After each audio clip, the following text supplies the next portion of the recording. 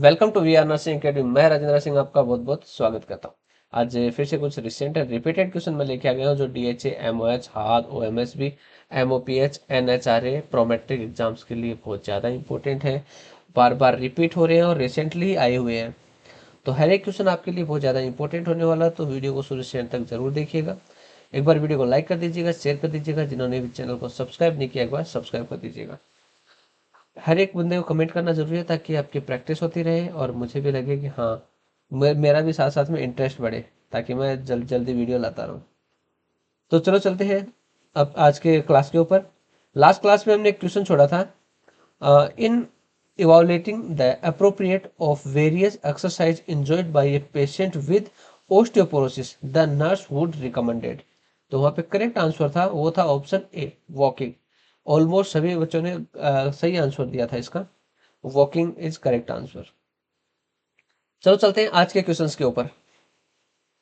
आज का अपना first question, which of the following would affect a nurse aid status on the state nurse aid registry and also cause the nurse aid to be ineligible to work in a nursing home.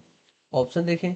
A, having been terminated from another facility for repeated tardiness. Option B, missing a mandatory infection control in service a training program. Option C, failing to show for work without calling to report and absence. Option D, having a finding for resident neglect।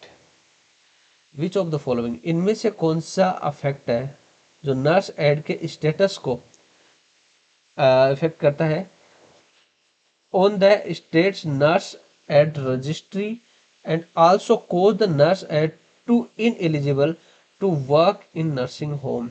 इनमें से कौन सा status है जो indicate करता है कि जो नर्स एड है उसकी रजिस्ट्री एंड वो रजिस्ट्री है वो नहीं होनी चाहिए, एंड कोज करता है कि उस वो इन एलिजिबल है किसके लिए, work in a nursing home. इनमें से कौन सा स्टेटस है जो, सीधी सी बात है, इनमें से कौन सा स्टेटस है, कौन सा सेंटेंस है जो इंडिकेट करता है कि नर्स है वो एलिजिबल नहीं है, नर्स है वो एलिजिबल नहीं है नर्सिंग होम में काम करने के लिए। ये पूछा इसमें। सऊदी एमओएच में आया है, डीएचए में आया है, ओएमएसबी में आया, एमओपीएच में आया है, इसी सितंबर मंथ में, इसी सितंबर मंथ में इन एग्जामों में पूछा गया है। तो बताइए इसमें देखिए इन एग्जामों में सेम क्वेश्चन नहीं पूछा गया है, लाइक कुछ में अलग सेंटेंस दिया है, ठीक है ना, सेंटेंस अलग अलग देखिए पूछा है। तो यहाँ पे कौन सी नर्स है जो इन एलिजिबल है वर्क इन नर्सिंग होम। यदि कोई भी नर्स है, पेशेंट है या रेजिडेंट बोल सकते हैं, पेशेंट बोल सकते हैं, उसको इग्नोर करती है, नेग्लेक्ट करती है, ठीक है ना, वो एलिजिबल नहीं है काम करने के लिए। होम केयर में या नर्सिंग हॉस्पिटल है, नर्सिंग होम है, इनमें काम करते हैं ताकि जो पेशेंट्स आते हैं उनको केयर करना, उनको सर्विस देना। यदि उन्हीं को नेग्लेक्ट करेंगे तो वो एलिजिबल नहीं है काम करने के लिए। ओके, तो यहाँ पे करेक्ट आंसर है option D. Next question, second number, the antidote to heparin is. Option देखें। A, protamine sulphate. Option B, vitamin K. Option C, warfarin. Option D, aspirin. Antidote of is heparin का antidote क्या है। इसमें काफी बच्चे हैं वो गलत करके आते हैं। एंटीडोट के ऊपर काफी बार क्वेश्चन पूछे जाते हैं, ठीक है ना, एंटीडोट के ऊपर भी। ये वाला सेम टू सेम पूछा गया था सऊदी एमओएच में।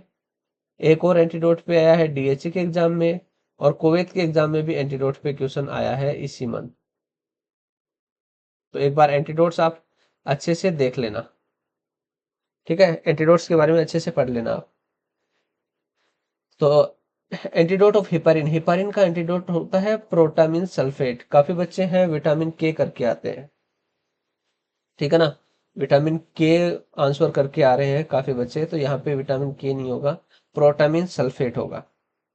Okay, next question, 3 number, the physician order dextrose 5% in water 1.5 litre to be infused over 12 hours. The IV tubing delivers 15 drops per ml. The nurse should run the IV infusion at a rate of option देखें A 15 drop per minute, option B 21 drops per minute, option C 32 drop per minute, option D 125 drop per minute. Physician है जिसने क्या D5 order किया है 1.5 litre over in 12 hours. IV जो tubing है, IV line है, उसके अंदर ड्रॉप क्या क्या वो कितना है 15 ड्रॉप पर एमएल, यानी कि ये हो गया अपना ड्रॉप फैक्टर। तो इसमें पूछा है कि the nurse should run IV infusion at the rate, flow rate क्या होगी, सीधी सी बात है, इसमें फ्लो रेट पूछा है। ये लगभग सभी एग्जामों में देखने को मिल जाता है, लेकिन अभी रिसेंटली ये सऊदी एमओएच में आया है, कुवैत एमओएच में आया है, डीएचए में आया है, एनएचआरए में आया है। रिसेंटली इसी मंथ में तो इनमें आया और लगभग हर एक एग्जाम में ये देखने को मिल जाता है। आईवी फ्लूइड कैलकुलेशन के ऊपर हर एक एग्जाम में क्वेश्चन देखने को मिल जाता है। ये आईवी फ्लूइड कैलकुलेशन है। आई थिंक सभी को फॉर्मूला मालूम होगा कि कैसे निकालते हैं। इसका फॉर्मूला होता है volume in ml multiply by drop factor and divided by time in minute, वो होता था अपना फ्लो रेट। अब इनके देखिए अपने पास वॉल्यूम है, वॉल्यूम कितना है 1.5 लीटर, कितना हो गया, इसको ml में काउंट करना, कैलकुलेट करना है, ml में करेंगे, ml 1500 ml। दूसरी बात है ड्रॉप फैक्टर, ड्रॉप फैक्टर अपने पास ऑलरेडी है कितना 15, ऑलरेडी यहाँ पे दिया हुआ drop factor. Time in minute, time in अपने को देखा आवर्स में, मिनट में निकालेंगे तो 60 से मल्टीप्लाई कर देंगे इसको, तो कितना हो जाएगा 720 मिनट्स। हाँ 720 मिनट्स हो गए। तो अपने पास सारे डाटा हैं, तो इसको रख देंगे इधर।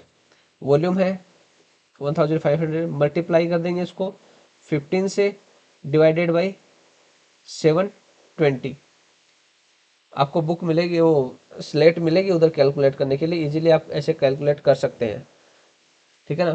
तो इन दोनों को मल्टीप्लाई कर देंगे तो 22500 एंड 720, इनको डिवाइडेड करेंगे हम, तो यहाँ पे अपना आंसर आ जाएगा 31.25 ml पर मिनट।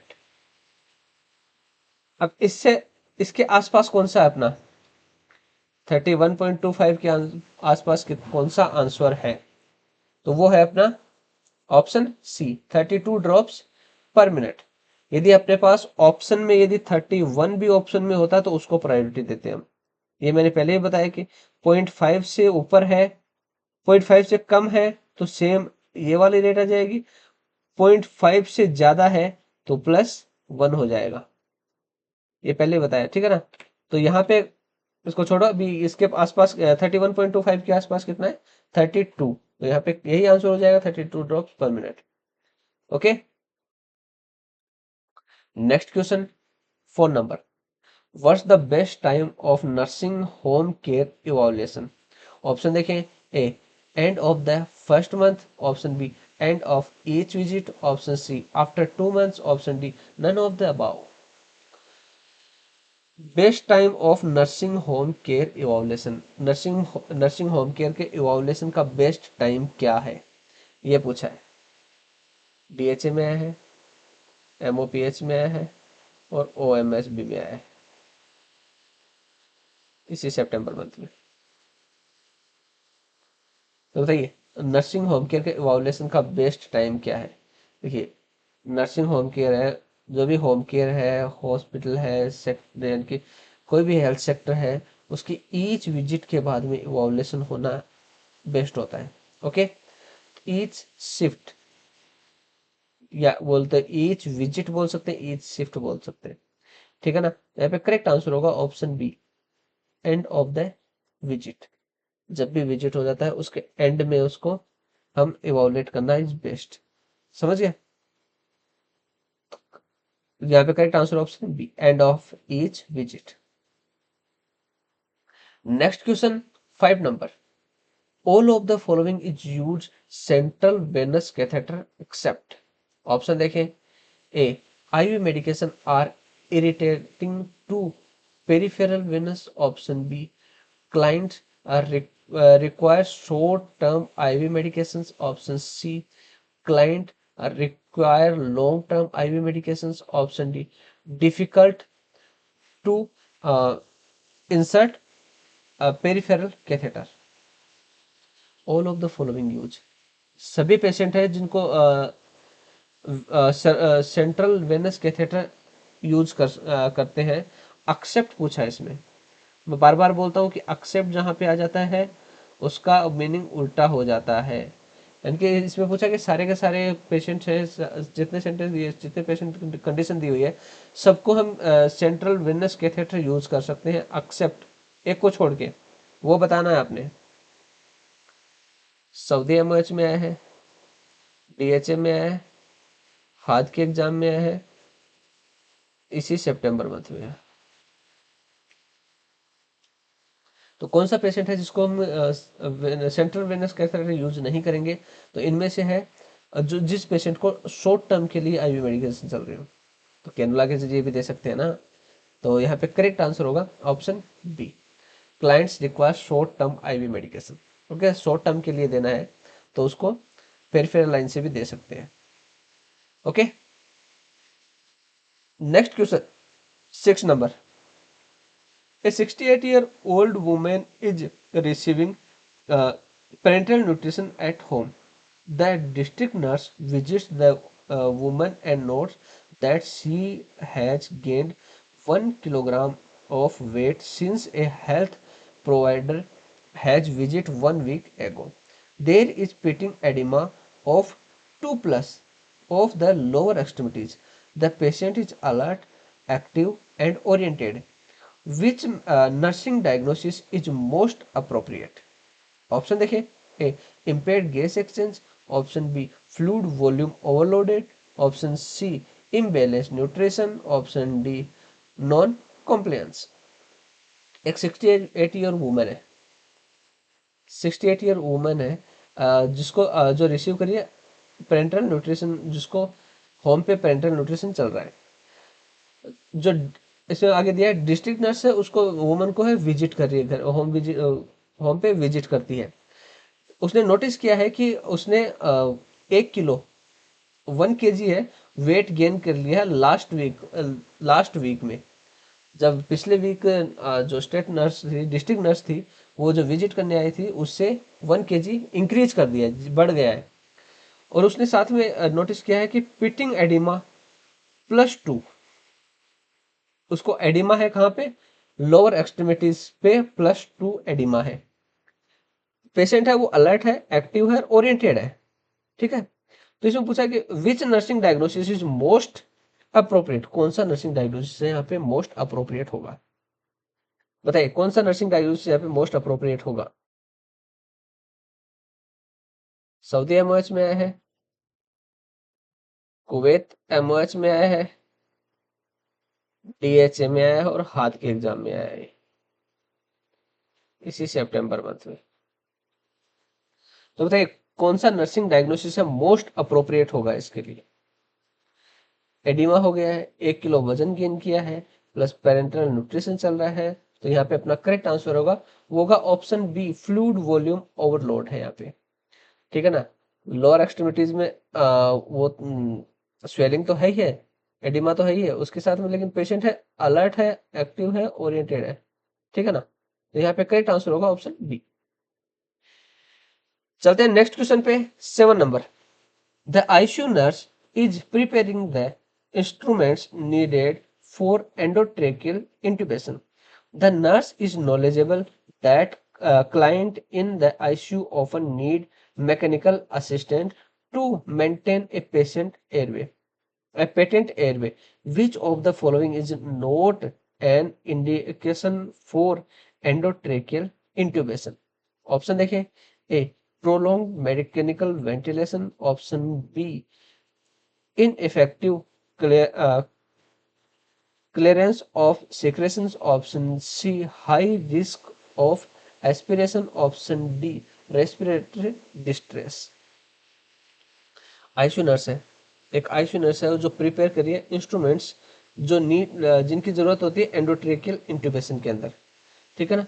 द नर्स है उसको नॉलेज है, knowledgeable client in the ICU often the need mechanical, यानी कि जो नर्स है उसको इस चीज का नॉलेज है कि आईसीयू के अंदर जो पेशेंट है उसको मैकेनिकल असिस्टेंट की जरूरत है and maintain patent airway, patent airway को मेंटेन करना है। विच of the following is note, capital करके लिखा है इसीलिए मैंने, note and indicate for endotracheal intubation.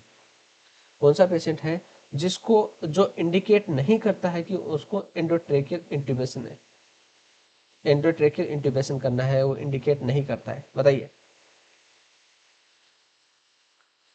एमओपीएच में आया है, ओएमएसबी में आया है, एनएचआरए में आया है सितंबर मंथ में। तो यहाँ पे अपना करेक्ट आंसर है वो होगा ऑप्शन ए प्रोलॉन्ग मैकेनिकल वेंटिलेशन, ठीक है। यहाँ पे करेक्ट आंसर होगा ऑप्शन ए, जो प्रोलॉन्ग मैकेनिकल वेंटिलेशन है उसको एंडोट्रेकियल इंट्यूबेशन नहीं है, ठीक है ना, note indicate for the endotracheal intubation. तो यहाँ पे correct answer option A prolong mechanical ventilation. Next question, 8 number. The nurse administer a dose of morphine sulfate as prescribed to a patient who is in the post anesthesia care unit PACU. The patient appears to be resting comfortably. The respiration rate is 8 and O2 saturation on 2 liters of oxygen via nasal cannula is 86%. The nurse should immediately administer. Option देखें, ए प्लूमेजेनिल या रोमाजिकॉन, option B ondansetron या जोफ्रान, option C midazolam या वेरसेड, option D नेलेक्सोन या नार्केन।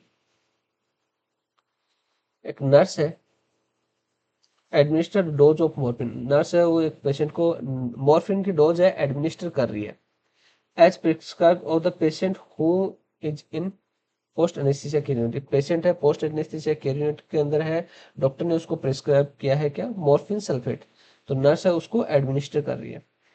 The patient appears to be resting comfortably, ठीक है ना, वो comfortably rest कर रहा है, लेकिन उसका रेस्पिरेशन रेट है वो 8 आ गया एंड ऑक्सीजन सेचुरेशन 2 लीटर पे 86 है।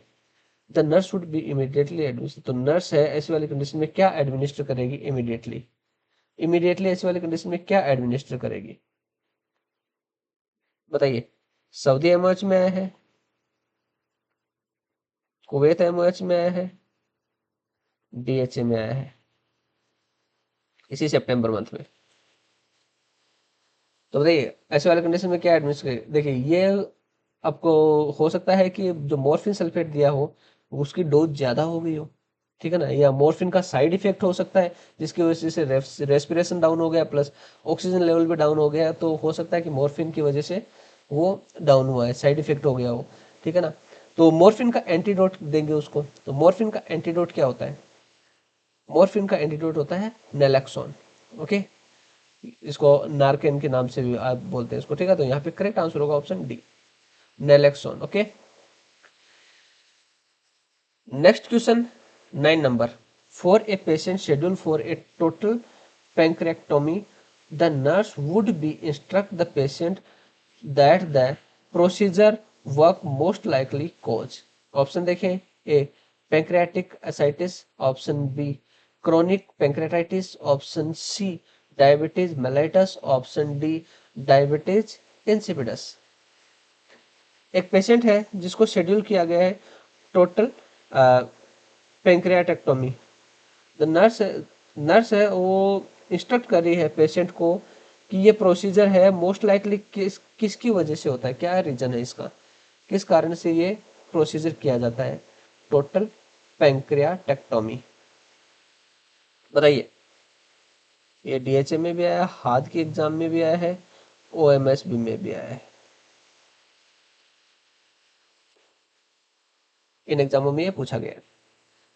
तो टोटल पेंक्रियाटेक्टोमी का जो कोज क्या है, किस वजह से करते हैं, तो वो है यदि लॉन्ग टाइम से पेंक्रियाटिक इन्फेक्शन आ रहा है, ठीक है ना। तो यहाँ पे ऑप्शन होगा क्या, B, chronic pancreatitis. Okay, correct answer है option B. Next question 10 number, a child with deformity या broken nose, the child went to school and his friends find this funny, the child was upset and went to the nurse in the school and told him he will stop coming to school. The nurse take a paper and draw the child face and nose and tell him that he will look like them after the procedure. In which step the nurse perform? Option देखें, A self confidence, option B self discipline, option C self power, option D self belief. एक बच्चा है जिसको deformity है, क्या है, knows की deformity है, ठीक है ना। जब भी बच्चा स्कूल जा रहा है तो उसके फ्रेंड्स हैं उसको उसका मजाक उड़ाते हैं, फाइंड इज फनी, यानी कि उसका मजाक उड़ाते हैं। द चाइल्ड वाज अपसेट, बच्चा है अपसेट हो जाता है, एंड वो नर्स के पास जाता है, स्कूल के अंदर जो नर्स होते हैं उसके पास जाता है और उसको ये सारी बात बताता है। और वो बोलता है, साथ में बोलता है कि स्टॉप द कमिंग स्कूल, ये वो अब स्कूल नहीं आएगा। नर्स है, नर्स ने एक पेपर के ऊपर एक ड्राइंग बनाई है, उसके अंदर बच्चे का फेस है, वो फेस नोज सब बनाया है, और बच्चे को बोल रही है ही will look like them after the procedure, वो प्रोसीजर के बाद ऐसा दिखेगा। In which step the nurse perform, इस स्टेप के अंदर नर्स क्या परफॉर्म कर रही है, बताइए क्या परफॉर्म कर रही है नर्स। सऊदी एमओएच में आया है, एमओपीएच में आया है, एनएचआरए में आया है, और हाथ की एग्जाम इसी सितंबर मंथ में सारे एग्जामों में पूछा गया है। तो बताइए which step is the nurse perform, इस ऐसी वाली कंडीशन में कौन सी स्टेप है जो नर्स है परफॉर्म कर रही है। तो यहाँ पे करेक्ट आंसर है वो होगा सेल्फ कॉन्फिडेंस, इससे बच्चे का सेल्फ कॉन्फिडेंस है वो इंक्रीज होगा। क्योंकि वो ड्रॉ करके बता दिया है कि ताकि जो प्रोसीजर के बाद आप नॉर्मल दिखने लगोगे, तो इससे उसका कॉन्फिडेंस बढ़ता है, हाँ मैं प्रोसीजर कराऊंगा तो मैं ठीक हो जाऊंगा, सबके नॉर्मल हो जाऊंगा बिल्कुल। ओके, तो उसमें कॉन्फिडेंस लेवल बढ़ता है। तो यहाँ पे करेक्ट आंसर अपना ए। जैसे आपको सबको पता है कि मेरी बुक आई गई है, मैं हर वीडियो में आपको बार बार बता रहा हूँ कि प्रोमेट्रिक के नाम से मैंने बुक रिलीज की है, मार्केट में तो अभी नहीं आ पाई है, लेकिन मैं एज ए पीडीएफ आपको प्रोवाइड करवा रहा हूँ, ठीक है ना। ये बुक है जो आपको हेल्प करती है डीएचए, एमओएच, हाथ, ओएमएस, एमओपीएच, एनएचए प्रोमेट्रिक एग्जाम को क्लियर करने में, इन सारी एग्जाम को क्लियर करने में अच्छी हेल्प करती है, ठीक है। तो आप इसको डायरेक्ट परचेज कर सकते हैं, मुझे डायरेक्ट कांटेक्ट करके, मेरा इसके वीडियो के बायो में मेरा नंबर दिया हुआ है, तो वहाँ पे मुझे डायरेक्ट कांटेक्ट करके या व्हाट्सअप करके आप डायरेक्ट मुझसे परचेज कर सकते हैं, मैं पीडीएफ फॉर्म में आपको सेंड कर दूंगा, ठीक है। तो अभी मुझे कांटेक्ट कीजिए और परचेज कीजिए आप। नेक्स्ट क्वेश्चन पे चलते हैं, 11 number, if a client with type 1 insulin dependent diabetes mellitus are receive 5 unit of NPH insulin every morning at 7 a.m. The nurse should closely monitor the client for sign of hypoglycemia at what time?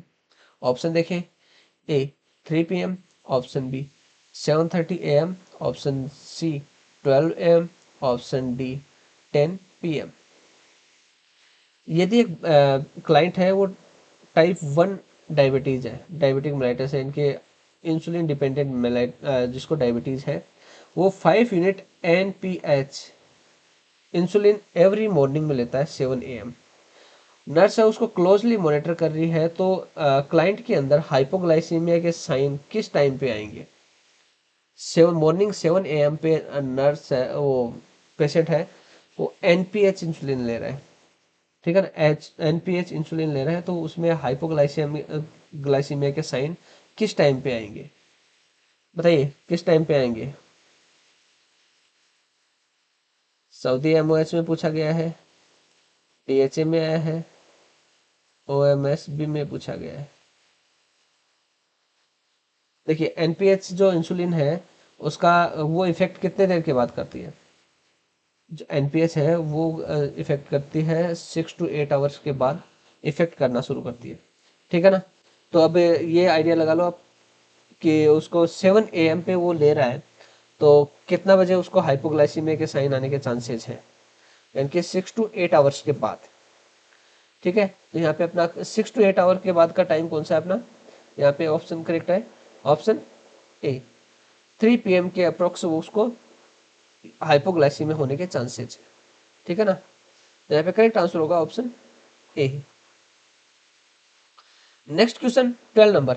A patient is schedule for a bowel resection. The pre operative plan of care includes putting on anti embolism stocking prior to the transferring the patient to the operating room. What these stocking will do? Option देखें, A. Encourage sustained maximum inspiration. Option B. Support intestinal peristalsis. Option C. Promote venous returns. Option D. Min- minimize joint stillness. Sorry. A patient is schedule for a bowel section. एक patient है जिसको schedule किया गया है bowl resection के लिए। Pre operative plan के अंदर केयर किया प्री ऑपरेटिव प्लान किया गया, उसके अंदर ऐड किया गया कि पुटिंग एंटी एम्बोलिज्म स्टॉकिंग, जो एंटी एम्बोलिज्म स्टॉकिंग है वो पहनाए जाएंगे उसको prior to the transfer in the operating room, यानी कि ऑपरेशन रूम में ट्रांसफर करने से पहले उसको एंटी एम्बोलिज्म स्टॉकिंग वियर करवाए जाएंगे, पुटिंग, ठीक है। What the stocking will do, यहाँ पे स्टॉकिंग का काम क्या है ये पूछा है। बताइए स्टॉकिंग का काम क्या है? यहाँ पे डीएचए में आया है, ओएमएसबी में आया है, एमओपीएच में और एनएचआरए में आया है, इसी सितंबर मंथ में। तो बताइए यहाँ पे स्टॉकिंग का काम क्या है? बताइए। देखिए स्टॉकिंग का काम क्या होता है? डीवीटी से प्रिवेंट करने के लिए। तो यहाँ पे डीवीटी से रिलेटेड कौन सा है? Option C, promote venous returns, ठीक है। यहाँ पे correct answer option C, promote venous returns. Okay. Next question 13 number. Which assessment finds would the nurse expect in an infant diagnosed with pyloric stenosis? Option देखें, A visible waves of peristalsis, option B abdominal rigidity, option C ribbon like stools, option D rectal prolapse. Which assessment finding the nurse expect the infant diagnosed with pyloric stenosis? कौन सी assessment finding है जो indicate करती हैं कि जो जिसके अंदर की नर्स है एक्सपेक्ट कर सकती है कि बच्चा है उसको डायग्नोसिस किससे, पाइलोरिक स्टेनोसिस डायग्नोस्ड हो सकता है। बताइए कौन सी फाइंडिंग है जो जिसकी वजह से नर्स ये आइडिया लगा सकती है कि इसको पाइलोरिक स्टेनोसिस हो सकता है? बताइए।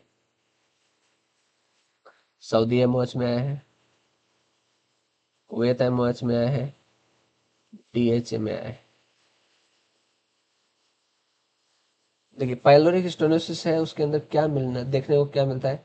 मैक्सिमम टाइम हमें क्या मेन चीज क्या देखने को? पेरिस्टाल्टिक मूवमेंट, ठीक है, पेरिस्टाल्सिस मूवमेंट देखने को मिलते हैं। तो यहाँ पे करेक्ट आंसर भी अपना होगा option A, visible wave of peristalsis, ठीक है।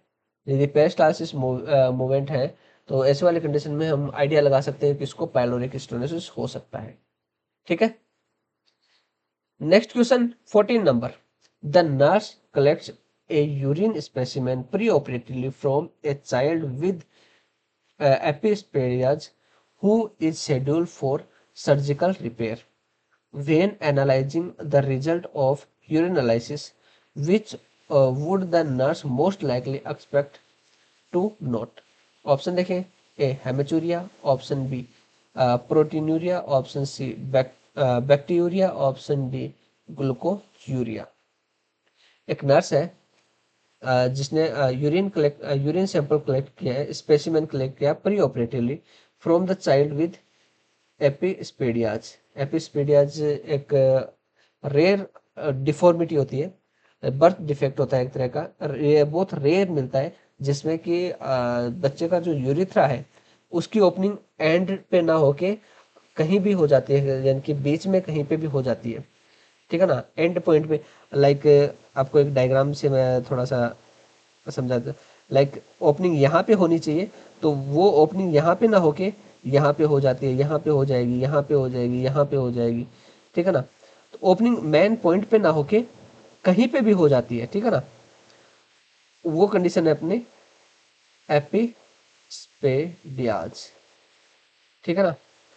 ऐसा वाला पेशेंट है जिसको सर्जिकल रिपेयर के लिए शेड्यूल किया गया है और उसका यूरिन स्पेसिमेन है, pre operatively urine specimen lab में भेज दिया गया है इन्वेस्टिगेशन के लिए। यूरिनालिसिस, when analysing the result of यूरिनालिसिस, जब रिजल्ट आना होता है, यूरिन एनालिसिस रिजल्ट आना होता है, तो नर्स है मोस्ट लाइकली क्या एक्सपेक्ट करेगी कि उसके अंदर इस वाले कंडीशन में नर्स सबसे ज्यादा क्या मोस्ट लाइकली क्या एक्सपेक्ट कर सकती है, यूरिन कैसा हो सकता है, बताइए।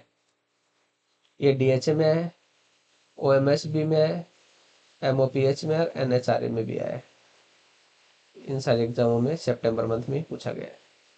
तो देखिए, ओपनिंग है कहीं पे भी हो रही है तो ब्लीडिंग, ओपनिंग नेचुरल ओपनिंग है तो ब्लीडिंग होने के चांसेस बहुत कम हो जाते हैं, प्रोटीन आने का कोई चांसेस ही नहीं है, प्लस ग्लूकोज है तो वो भी कोई है। लेकिन वहाँ पे यदि हर कहीं पे भी ओपनिंग हो रही है तो वहाँ पे बैक्टीरियल ग्रोथ होने के चांसेस ज़्यादा होते हैं, ठीक है ना। तो यहाँ पे करेक्ट आंसर है वो भी होगा अपना ऑप्शन सी, बैक्टीरियूरिया, ठीक है, बैक्टीरियूरिया इसमें एक्सपेक्ट कर सकते हैं इसके अंदर। ओके,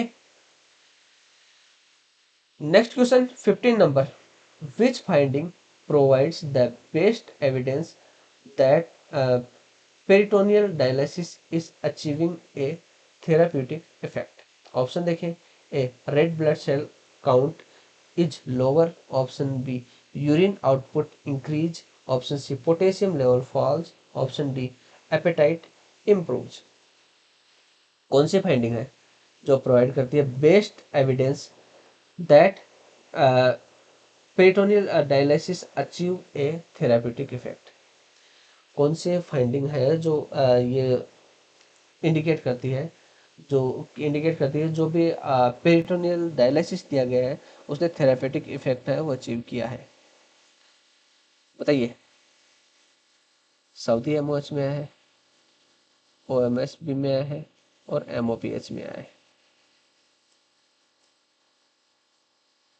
तो बताइए करेक्ट आंसर क्या होगा, कौन सा बेस्ट एविडेंस होगा। यहाँ पे करेक्ट आंसर होगा option C, potassium level falls. Potassium level fall हो गया है तो वो इंडिकेट करता है कि थेरापेटिक इफेक्टिव है, जो पेरिटोनियल डायलिसिस दिया गया है वो इफेक्टिव है, ठीक है। यहाँ पे करेक्ट आंसर होगा option C. Next question 16 number, a child come in the clinic with several lessons to scalp, the round lesions have a dandruff like scaling with hair loss. What is the most likely diagnosis? Option देखिए, A amoebiasis, option B ringworm, option C scabies, option D impetigo. एक child है, एक बच्चा है जो अपने पास clinic में आया है विद सेवरल लेजन्स, उसको बहुत सारे लेजन्स है, छोटे छोटे घाव बोल सकते हैं, कहाँ पे, स्काल्प के ऊपर।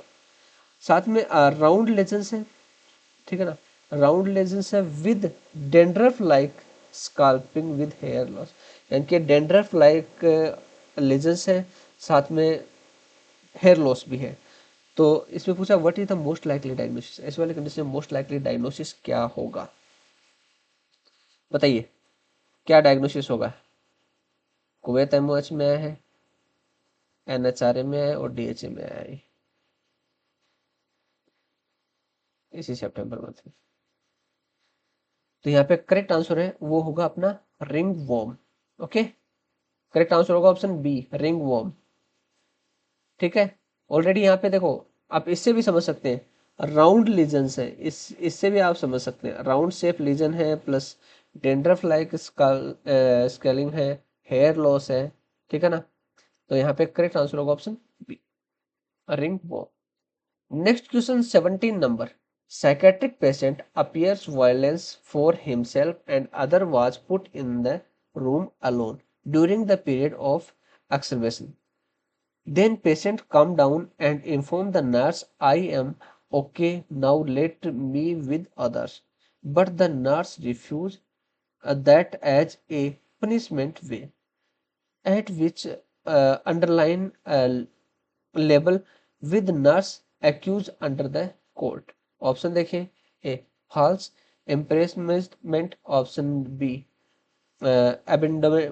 abandonment, option C negligence, option D duty to act। एक साइकियाट्रिक पेशेंट है, वो वायलेंस हो गया, बहुत ज्यादा गुस्सा कर रहा था, ठीक है ना।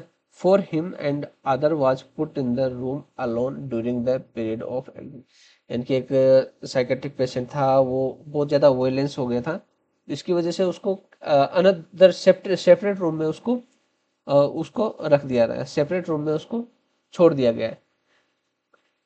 लेकिन थोड़ी देर के बाद पेशेंट है वो काम डाउन है और नर्स को इन्फॉर्म कर रहा है कि आई एम ओके, कि मैं बिल्कुल ओके हूँ, मुझे औरों के साथ रख दीजिए। बट नर्स है वो रिफ्यूज करती है और वो पनिशमेंट के तौर पे रखती है, ठीक है ना, पनिशमेंट के तौर पे उसको अलग ही रखती है। तो ऐसी वाली कंडीशन में ये जो लाइन है, नर्स है उसको रिफ्यूज कर रही है, साथ में पनिशमेंट वे में रख रही है। तो ये अंडरलाइन जो लेवल है, अ, किस एक्यूज के अंडर ये कोर्ट में जाएगा, ये पूछा है, कोर्ट में किस एक्यूज के अंडर में ये चीज जाएगी, बताइए किस चीज के अंदर में जाएगी। सऊदी एमओएच में आया है, कुवैत एमओएच में आया है, डीएचए में आया है और ओएमएसबी में आया है सितंबर मंथ में। तो बताइए किस एक्यूज के अंदर में कोर्ट के अंदर जाएगी। तो यहाँ पे करेक्ट आंसर है वो होगा ऑप्शन ए, फॉल्स इम्प्रिजमेंट, ठीक है, करेक्ट आंसर होगा option A. Next question 18 number, which of the following is not true about preparing medication. Option देखें, A prepare medication under well light area, option B do not use medication with a missing label, option C check the label of the drug 2 times, option D work alone without interruption. Which of the following not true, true नहीं है about preparing medication, medication prepare करने से के regarding true नहीं है, not true सही नहीं है। बताइए कौन सी चीज सही नहीं है।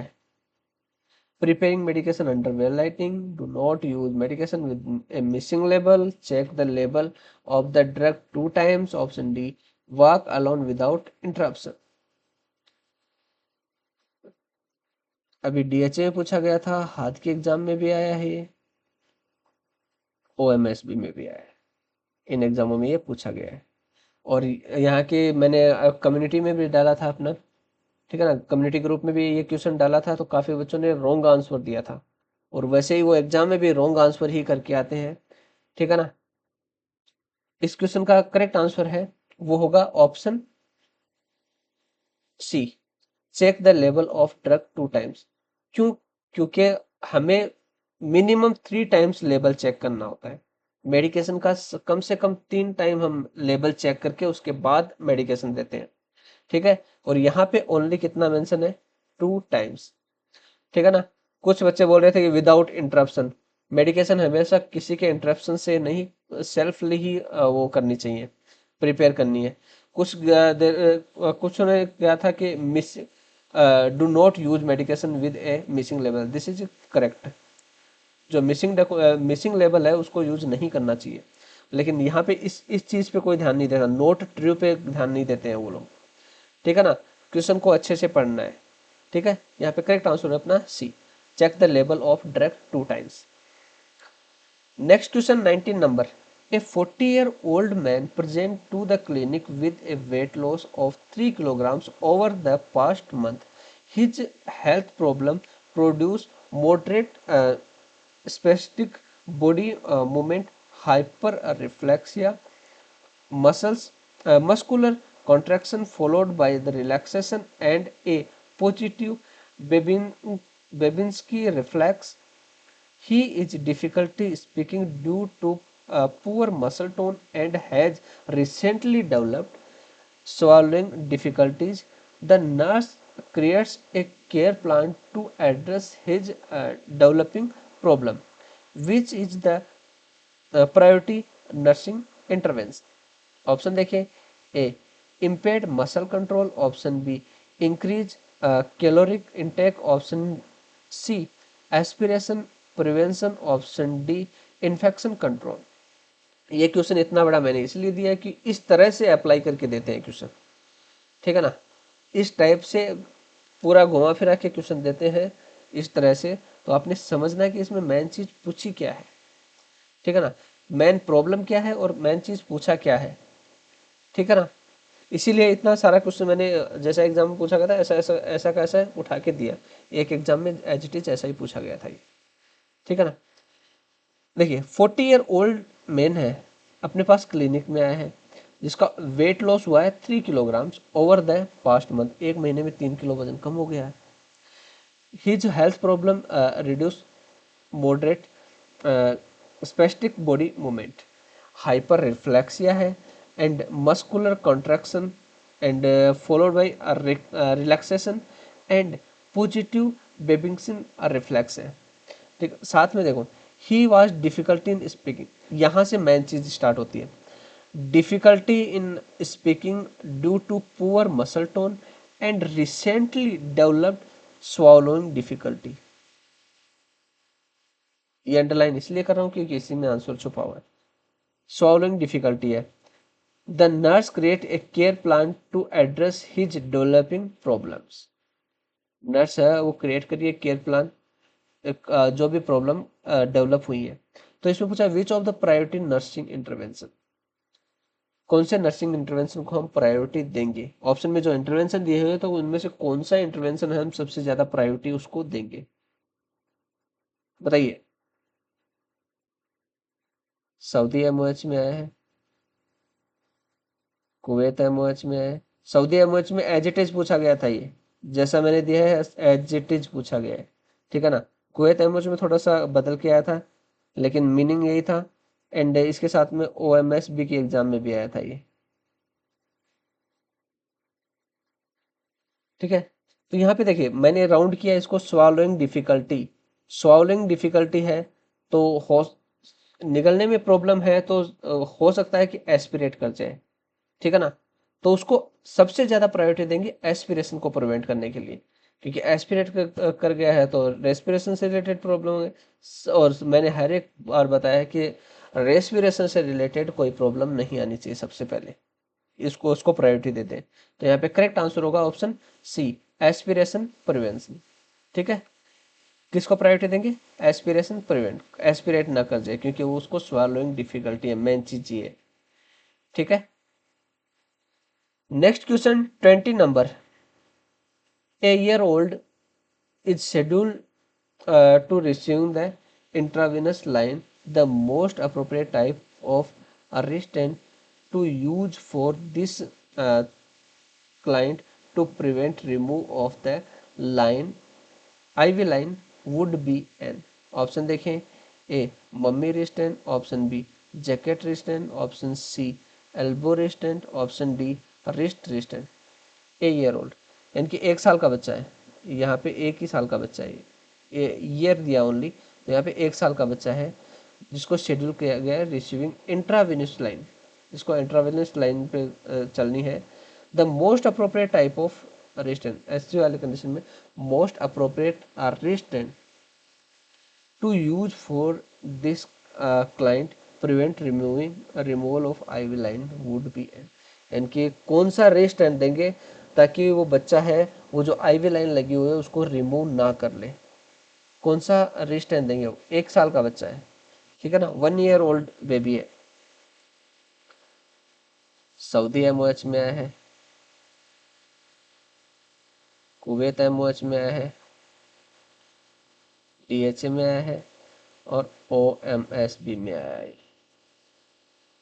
इसी सितंबर मंथ में। तो 1 साल के बच्चे को कौन सा रेजिस्टेंस दे सकते हैं ताकि आईवी लाइन को वो रिमूव नहीं करे? तो यहाँ पे बेस्ट जो रेजिस्टेंस है वो है मम्मी रेजिस्टेंस। ठीक है, करेक्ट आंसर होगा ऑप्शन ए। जैसे आपने देखा होगा बच्चों को छोटे बच्चे को मदर है वो दोनों तरफ से फोल्ड करती है टॉवल के अंदर, किसी क्लॉथ के अंदर, तो दोनों तरफ से फोल्ड करती है, पैरों को फोल्ड करके रखती है। ठीक है ना, ऐसे वाला रेजिस्टेंस मम्मी रेजिस्टेंस। क्लियर? ये होमवर्क के लिए आपके लिए 21 number question. Which of the following assessment is contraindicated while providing the intrapartum nursing care for a patient with HELLP syndrome? इसका आंसर मैं जैसे कि हर एक वीडियो के स्टार्टिंग में क्वेश्चन का आंसर देता हूँ, इसका मैं आंसर दूंगा, आप कमेंट कीजिएगा। ठीक है, okay, thank you for conducting my class. I hope ये वीडियो आपके लिए बहुत ज़्यादा हेल्पफुल हो। तो प्लीज़ एक बार लाइक कर दीजिएगा, शेयर कर दीजिएगा, जिन्होंने भी चैनल को सब्सक्राइब नहीं किया एक बार सब्सक्राइब। किसी प्रकार की प्रोसेस करवाने like data flow, eligibility, exam booking करवानी है या आपको प्रोमेट्रिक बुक चाहिए तो आप मुझे कांटेक्ट कर सकते हैं। मेरा बायो में नंबर दिया हुआ है, वहाँ से मुझे डायरेक्ट कांटेक्ट कर सकते हैं। ओके, फिर मिलते हैं एक नए वीडियो में कुछ इंपॉर्टेंट क्वेश्चन के साथ में, तब तक के लिए बाय बाय।